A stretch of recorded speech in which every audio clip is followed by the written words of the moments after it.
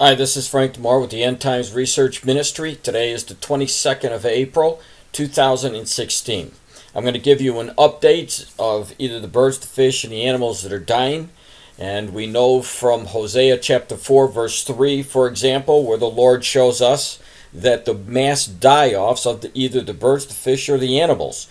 I left off on April the 18th from my last report, and that's where I'm going to pick up today, starting on April the 20th of 2016. If you're new to my YouTube channel, please come back because I'm going to continue to update as the reports come in. You will see a lot more of the same type of report because these are the birth pangs of the last days. This is Frank DeMar with the End Times Research Ministry.